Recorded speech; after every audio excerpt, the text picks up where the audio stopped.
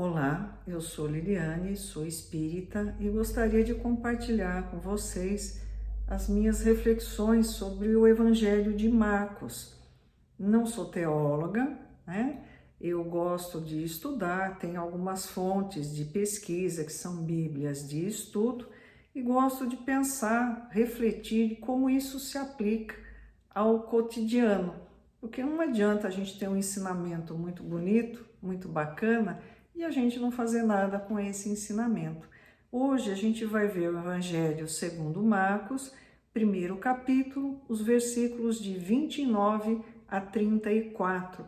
Eu estou lendo a NVT, Nova Versão Transformadora. É uma tradução que eu gosto bastante. Versículo 29.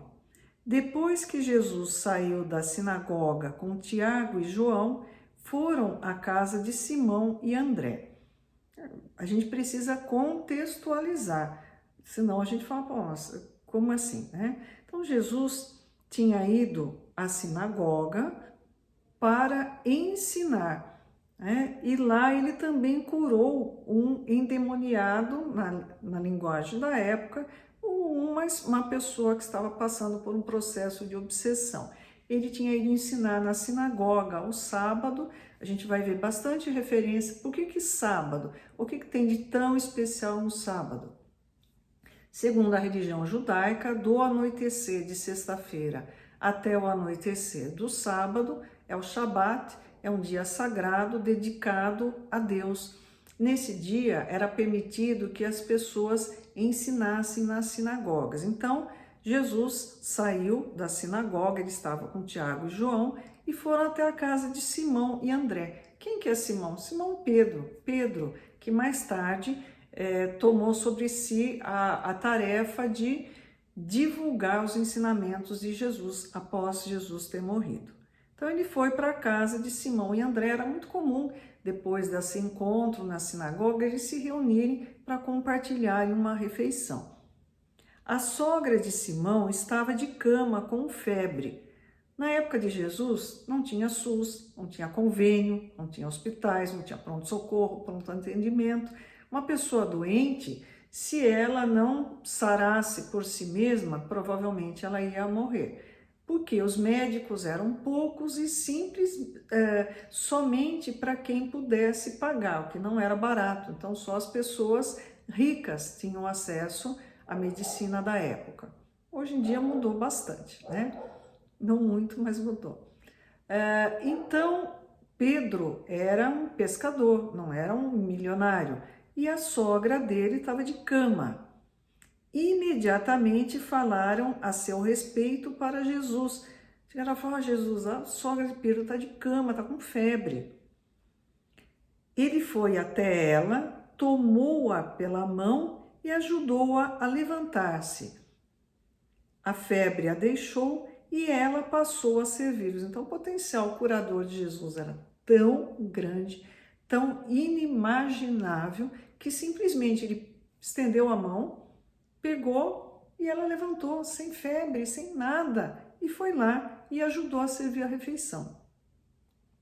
Ao entardecer, depois que o sol se pôs, trouxeram a Jesus muitos enfermos e possuídos por demônios, porque ao entardecer, como eu falei, do anoitecer de sexta-feira até o anoitecer do sábado, era um dia dedicado a Deus. Nenhuma tarefa material poderia ser feita. Então, vamos supor, o fulano está doente, eu vou botar ele numa maca e levar até Jesus. Não podia, porque era proibido qualquer tipo de atividade durante o Shabat.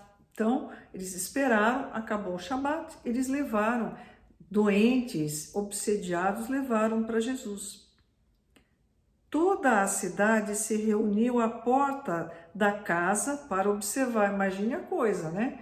Todo mundo lá, nossa, o que é isso? O que está acontecendo? Como que ele está curando essas pessoas? Então Jesus curou muitas pessoas que sofriam de diversas enfermidades e expulsou muitos demônios. Não permitia, porém, que os demônios falassem, pois sabiam quem ele era. Então Jesus não permitia que esses espíritos obsessores se manifestassem, porque eles iam dizer, olha, você é Jesus, você é o Messias, você é o Filho de Deus, e ia causar confusão. O que nós vemos aqui? Que Jesus tinha um potencial imenso. Jesus era médium? Não, ele não era médium, porque ele não era intermediário de nenhum espírito. Ele era, a força emanava dele próprio. Ele tinha essa capacidade de curar, de afastar os espíritos obsessores, tudo isso vinha dele. Por quê? Porque ele tinha atingido um máximo de evolução, ele era um espírito puro. E a gente vê uma coisa interessante, ele se preocupava não só em ensinar, ele tinha uma profunda compaixão pelo ser humano. Ele procurava curar não só as doenças físicas, mas as doenças espirituais, que são os processos de obsessão. Ele ensinava, ele tinha amor profundo pela humanidade. Ele poderia, todos os aspectos que ele poderia ajudar, ele atuava procurando aliviar o sofrimento. Ele era uma pessoa com um amor assim, a enésima potência. E o que a gente faz com esse conhecimento? Quando a gente está com um problema físico ou emocional, a gente deve se conectar a Jesus. Ele tem o potencial de nos ajudar, porque ele nos ama profundamente.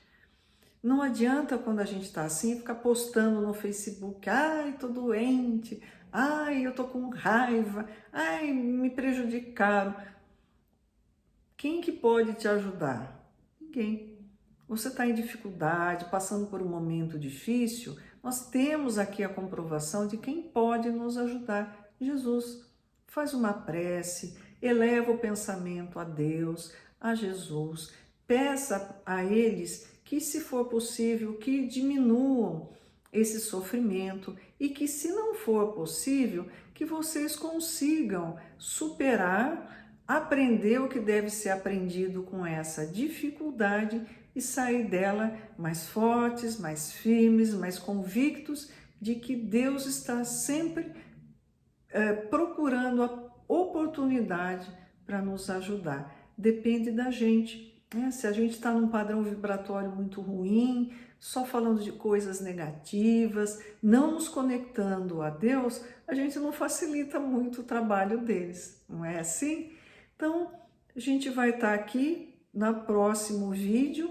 Eu peço que vocês se inscrevam e ativem a notificação. Quando eu postar um novo vídeo, vocês vão ser avisados. E quem gostou do vídeo, curta, compartilhem. Se tiverem dúvidas, deixem nos comentários. É claro que eu não vou saber responder a tudo, não sou uma enciclopédia, nem tenho pleno conhecimento, estou muito longe disso. E também entendam que isso é só uma das múltiplas maneiras de interpretar esse texto, não é a palavra final. Que Jesus nos abençoe, nos ilumine, esteja sempre presente no nosso dia a dia. Até uma próxima oportunidade.